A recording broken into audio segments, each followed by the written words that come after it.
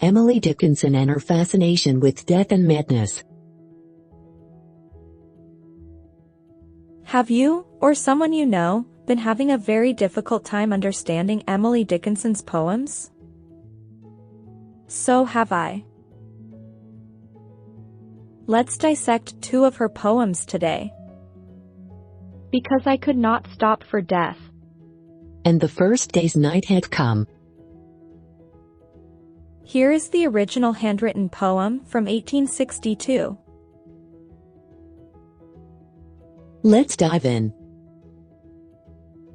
Because I could not stop for death, he kindly stopped for me. The carriage held but just ourselves and immortality.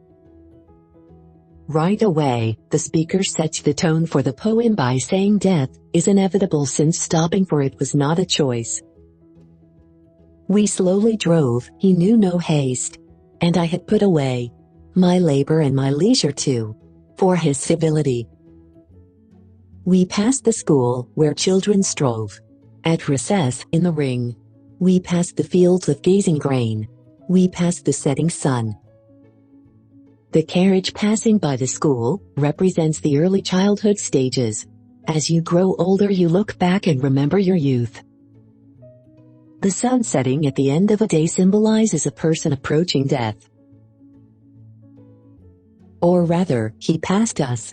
The dew drew quivering in chill. For only gossamer, my gown, my tippet, only tulle. The first line in this stanza shows a change of perspective since death is now leading. The chilly feeling represents death closely approaching the speaker. We paused before a house that seemed a swelling of the ground. The roof was scarcely visible, the cornice in the ground. In this line here, the speaker has reached its final destination. The house symbolizes the grave where you're finally laid in. The swelling in the ground represents a freshly buried grave. The roof being barely visible could mean that the transition from life to death is done. The cornice under the ground could also be the speaker looking up at the bottom of the headstone. Since then 'tis centuries and yet feels shorter than the day I first surmised the horses' heads were toward eternity. Towards the end of the poem, the speaker is coming to a realization that the journey from life to death was long, and so much time passed by. In this last line, the speaker is realizing that death is not the end.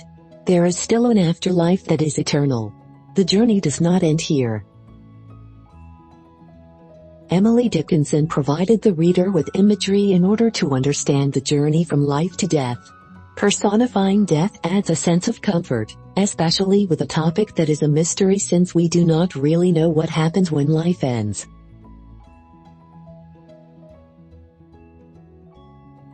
Let's dissect the first day's night had come. Here is the original handwritten poem from 1862.